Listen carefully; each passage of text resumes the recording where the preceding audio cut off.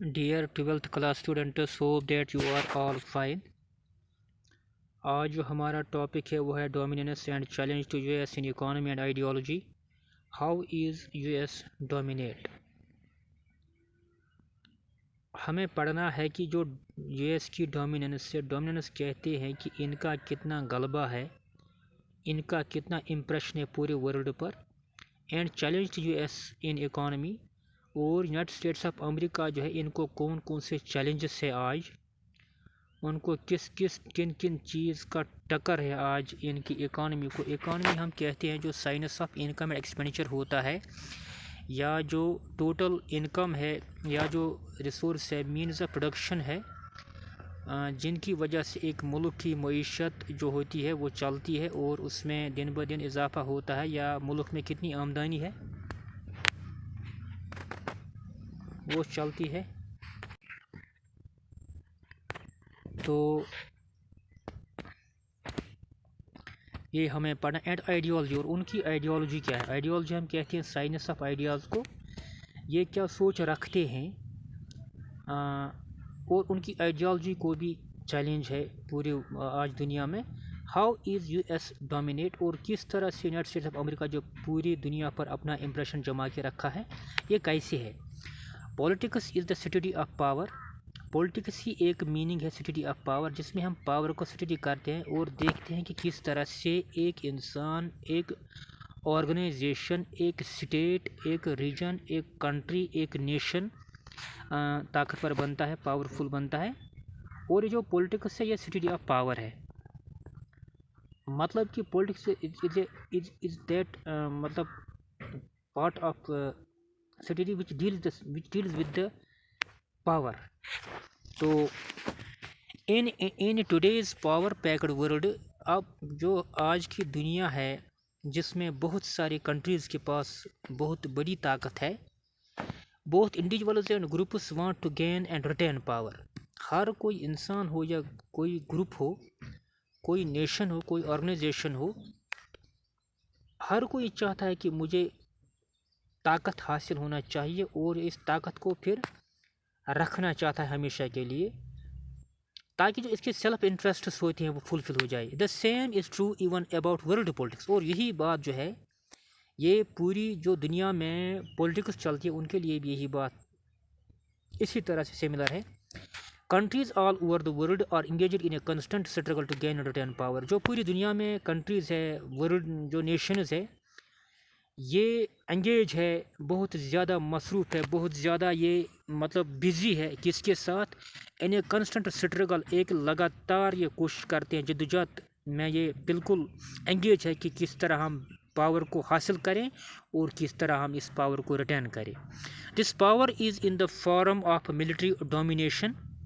और ये पावर क्या है, ये किस पावर को हासिल करना चाहते हैं, ये मिलिट्री डोमिनेशन. की हमारी जो सेना है, हमारे मुल्कों की, हमारी कंट्रीज की जो मिलिट्री फोर्स है, पैरामिलिट्री फोर्स है, पूरी जो इनकी आर्मी है या और कोई किस्म का कोई फ़ौज है, ये चाहते हैं कि उनकी डोमिनेंस रहे दुनिया में, उनका उनका एक इम्प्रेशन रहे पूरे वर्ल्ड में, उनका इन्फ्लुएंस रहे पूरे वर्ल्ड में, और इनका एक रोब रहे दुनिया में, इकोनॉमिक हिजमनी. और ये क्या चाहते हैं कि हम इकोनॉमिकली सबसे ज़्यादा आगे जाए, आमदनी के लिहाज से, इनकम के लिहाज से हमारा जो मुल्क है सबसे आगे जाए.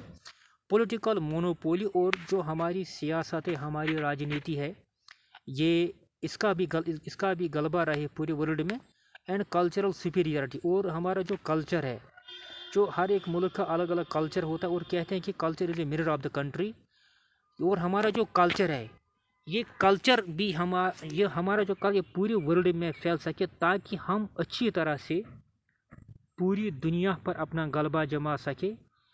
तो अगर कोई भी मुल्क अपना कल्चर छोड़ दे और किसी और कल्चर को एक्सेप्ट करे, तो समझ लो कि उनकी पहचान, जो उनकी आइडेंटिटी जो है वो ख़त्म होती है.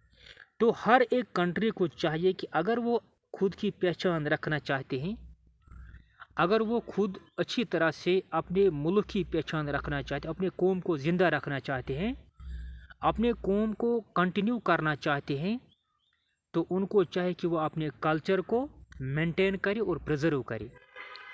ٹو انڈرسٹینڈ ورلڈ پولیٹکس، اب دنیا کی جو پولیٹکس ہے، سیاست ہے، اس کو سمجھنے کے لیے it is necessary to understand the distribution of power in the world. یہ ضروری ہے کہ ہمیں سمجھنا کہ کس کس کے پاس کتنا طاقت ہے، that how power is distribute in the world. For example, مثال کے طور پر ڈیورنگ دا کولڈ وار ایرا، جب کولڈ وار چل رہا تھا 1945 سے 1991 تک، the world was divided into the camps U S and Soviet Union. پوری جو دنیا تھی اس وقت یہ بہت بڑے دھڑوں میں بٹی ہوئی تھی. ایک کی لیڈرشپ کر رہا تھا یونائٹڈ اسٹیٹس آف امریکہ اور دوسرے کی لیڈرشپ کر رہا تھا Russia. Two centres of power represented world politics. دو سینٹرس آف جو پاور تھے یہ دو ورلڈ پولیٹکس کو ریپرزینٹ کرتے، اور ان کی آئیڈیالوجی بھی ڈفرینٹ ہے. یہ ریپرزینٹ کرتے تھے، مطلب آگے آگے چلتے تھے دو مطلب کنٹریز جو تھے یو ایس اور سوویت یونین. تو جورنگ دیٹ پیریڈ، اس ٹائم کے دوران یہ ریپرزینٹ کرتے بہت ساری کنٹریز کو، ان کو اپنے پیچھے چلاتے تھے اور خود ان کی لیڈ کرتے تھے. دا کولیپس آف سوویت یونین، جب سوویت یونین کولیپس ہوا، اس کا ڈسنٹیگریشن اس کی ہوئی، اس کا زوال آ گیا، lead to the existence of a single power in the world, the U S. پھر اس کے بعد جب سوویت یونین ڈس انٹیگریٹ ہوا، اس کے ٹکڑے ٹکڑے ہو گئے، تو پھر ایک ہی طاقت دنیا میں رہ گئی اور وہ یونائٹڈ اسٹیٹس آف امریکہ ہے.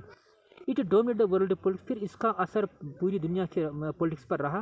And following the physics dictum of pole, اور جو فزیکل ڈکٹم ایک پول، اس میں فزکس میں جو ایک پول ہوتا ہے، ایک مطلب ایک سمبل ہوتا ہے، ایک پول ہوتا ہے، it remain the hyper power اور sole super in what is termed as unipole world.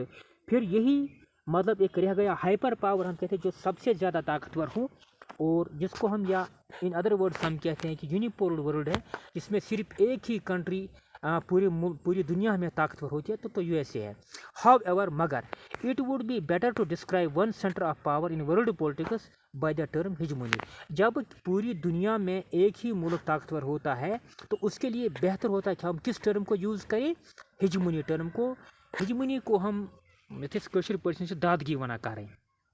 تو یہ پوری دنیا میں جو یو ایس اے، اس کا پورا بہت زیادہ اثر ہے پورے ورلڈ میں، اور پورے ورلڈ کو اپنے اثر میں رکھنا، یہ تو آپ خود ہی سوچ سکتے ہیں، ہم خود ہی سوچ سکتے ہیں کہ کتنی انٹلیکچوئل، یہ کتنی انٹیلیجنٹ لوگ ہیں، اور ان کا کتنا ذہن بہت تیز ہے، اور کتنے ذہین لوگ ہیں یہ، جو پوری دنیا کو اپنے قبضے میں، دنیا کو اپنے بس میں کرنا، یہ کوئی بچوں کا کھیل نہیں ہے. So this is not everybody cup of tea, یہ ہر کوئی نہیں کر سکتا. تو انہوں نے کیا ہے، بہت زیادہ محنتی یہ لوگ ہیں. تو اگر کوئی ملک، کوئی دیش، کوئی نیشن، کوئی کنٹری چاہتا ہے کہ وہ ان چیزوں کو کر سکے، تو اس کو بھی اسی طرح محنت کرنی ہے. اور سب سے زیادہ یہ تبھی ہوگا، کوئی بھی ملک، کوئی بھی اسٹیٹ، کوئی بھی کنٹری تبھی زیادہ طاقتور بن سکے جب ان کا ایجوکیشن سسٹم اچھا ہو، اور جو وہاں کے اسٹوڈنٹس ہوتے ہیں، ٹیچرس ہوتے ہیں، وہ اچھی طرح سے ان کو شکشا دیں، پڑھائیں. اور اسٹوڈنٹس کو بھی چاہے کہ وہ حد سے زیادہ محنت کرے. اور سب سے زیادہ بات یہ ہے کہ وہاں پہ پریکٹیکل ایجوکیشن ہو. جب پریکٹیکلی ایجوکیشن ہوتی ہے تو پھر زیادہ انڈرسٹینڈنگ مطلب ایک بچے کو ہوتی ہے. تو اس کے بعد جو the word hegemony is used in 3 different senses to be related to contemporary world politics. اب جو ہیجمونی ورڈ ہے پولیٹیکل سائنس میں، یہ 3 ڈفرنٹ مطلب سینسز میں استعمال ہوتا ہے. دیز میں بی السٹریٹڈ ایز فالوز. یہ کیا ہے؟ یہ تین جو مطلب ہیجمونی کے 3 جو ڈفرنٹ طریقے ہیں جن کو ہم استعمال کر سکتے ہیں، السٹریٹ کر سکتے ہیں، وہ نیچے لکھے گئے، ان کو ہم انشاءاللہ کل پڑھیں گے. Thank you.